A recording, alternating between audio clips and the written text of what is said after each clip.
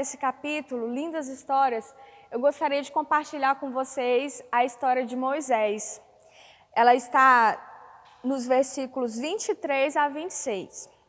Eu quero ler agora o versículo 23, que diz assim: Pela fé, Moisés, já nascido, foi escondido 3 meses por seus pais, porque viram que era um menino formoso e não temeram o mandamento do rei.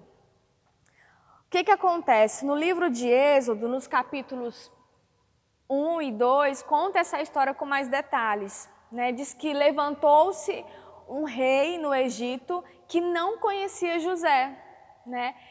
E por quê? Porque todo o Egito tinha uma dívida de gratidão com José, com o povo de Israel, porque foi através de José que o Egito se tornou uma nação ainda maior. Porque no tempo da fome que assolou toda a terra, o Egito foi o único país que tinha mantimento, e mantimento em abundância. Porque José teve o entendimento, a revelação de Deus que a fome viria, que a escassez viria. E ele trabalhou antes para que quando a fome chegasse, tivesse mantimento. Então a Bíblia diz que levantou um rei que não conhecia José. E a Bíblia fala que esse rei viu que o povo de Israel era numeroso, era grande, e ele temeu que levantasse um outro povo, uma outra nação contra o Egito, fizesse aliança com Israel, e então as duas nações juntas, o Egito fosse vencido. Então, a partir desse momento, ele colocou uma dura cerviz sobre o povo hebreu, e eles se tornaram escravos. E a outra maneira que Faraó encontrou para abater o povo de Israel, ele lançou um decreto em todo o reino dele, dizendo que toda criança do sexo masculino que nascesse deveria ser morta. Os pais deveriam jogar no rio. As parteiras que estavam ali na hora do parto, vissem que era menino, deveriam jogar no rio.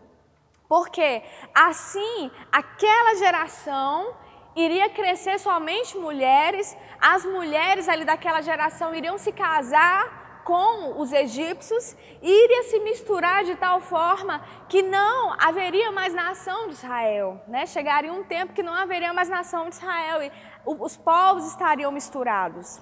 Então ele lançou esse decreto de morte, e foi exatamente debaixo desse decreto de morte que Moisés nasceu. Então, a Bíblia fala que quando ele nasceu, os pais de Moisés não temeram esse decreto do rei e guardaram Moisés por 3 meses. E o interessante é que todas as vezes que a Bíblia fala sobre esse acontecimento, sobre esse momento da vida de Moisés, a Bíblia sempre diz que foi por causa da formosura de Moisés que os pais dele tiveram coragem de guardá-lo. Agora, você que é pai, você que é mãe, você sabe muito bem que o amor, a proteção, o cuidado, não depende da beleza do filho, né? Isso é algo natural dos pais. Mas essa formosura de Moisés, ela era muito mais que física.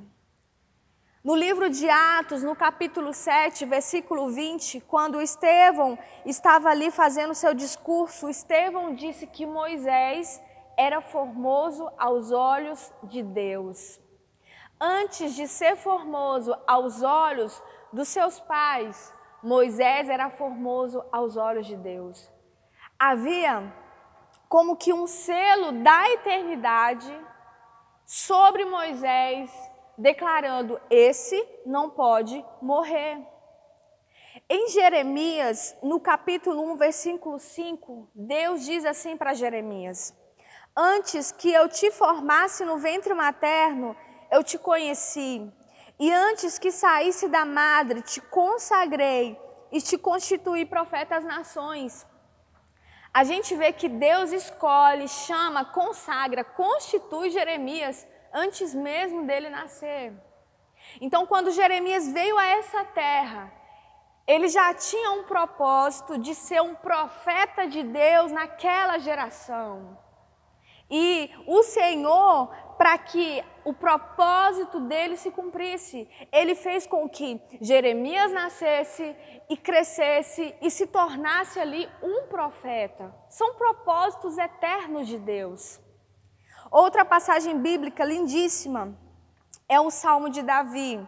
O 139, o versículo 16, Davi fala assim: os teus olhos me viram a substância ainda informe, e no teu livro foram escritos todos os meus dias, cada um deles escrito e determinado, quando nenhum deles ainda havia.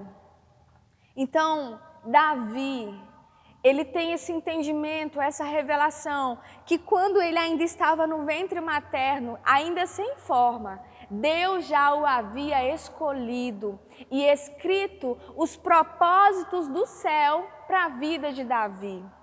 Então, Moisés nasceu debaixo de um propósito eterno, e esse propósito era ser libertador do povo hebreu, libertador de Israel, libertar Israel das cadeias da escravidão, a qual o Egito tinha colocado sobre ele.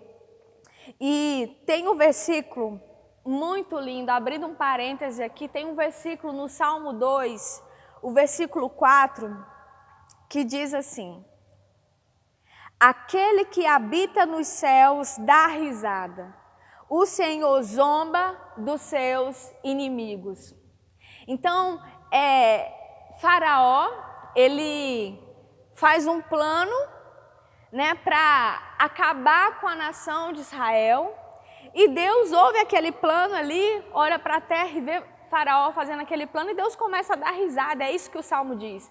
Deus começa a dar risada e a dizer: o seu plano não vai prevalecer contra o meu. E Deus faz um plano ainda maior, para envergonhar o plano de Faraó. Que plano é esse? Nós sabemos da história. Quando chegou nos 3 meses, os pais de Moisés colocaram ele ali no cestinho e colocaram ele no rio. E diz que Miriam, a irmã dele, foi acompanhando ele.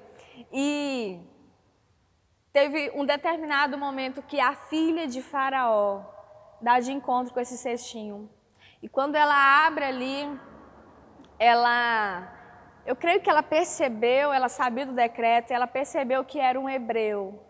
Mas, ao invés de querer ali ajudar o pai no seu plano, ajudar Faraó no seu plano, ela amou aquela criança.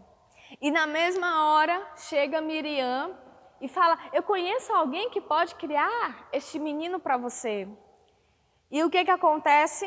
A filha de Faraó negocia a criação e tudo bem. E a Bíblia diz, em Êxodo 2:9, que a mãe de Moisés recebeu um salário para cuidar, para criar Moisés. Então, quando o Faraó fez um plano para aniquilar o povo de Israel, Deus começou a dar risada e a zombar de Faraó e a dizer: você não vai aniquilar meu povo, o meu povo é a minha porção dentre todas as nações, muito pelo contrário, você vai sustentar, vai pagar um salário para a própria mãe dele criar o libertador de Israel. E a partir daquele momento, a mãe de Moisés, os pais de Moisés, não mais ficaram escondendo Moisés. Agora ela poderia caminhar tranquilamente por todo o Egito, porque aquele era o seu filho, mas também era o neto de Faraó.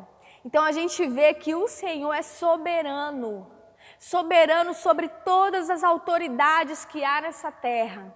Se Deus tem um propósito, o Senhor cumpre e não há ninguém que possa impedir. E eu queria só lembrar para você que a mão do Senhor é poderosa, mas há um versículo na Bíblia que fala que há um momento que essa mão se retrai, que essa mão não opera. E também eu quero dizer para você que o Senhor está com os ouvidos atentos à nossa oração, mas nesse mesmo versículo também fala que é como se o Senhor ficasse surdo a nós. Esse versículo está em Isaías 59, 1 e 2, e ele diz: não é que a mão do Senhor esteja encolhida para que não possa salvar, nem os seus ouvidos fechados para que não possa ouvir, mas são as vossas transgressões, são os nossos pecados que nos separam de Deus. Então, entenda uma coisa, as adversidades ao nosso redor, as dificuldades, os nossos inimigos, Deus tem um total controle e o Senhor zomba e dá risada deles. Mas se nós fizermos aliança com o pecado, aí então a mão do Senhor vai se retrair e o Senhor vai ficar surdo à nossa voz. Porque o Senhor, Ele não muda, Ele é santo e Ele não negociará com o pecado na nossa vida. Somos propriedade sua. O Senhor nos chamou à santidade e esse é o desejo dele.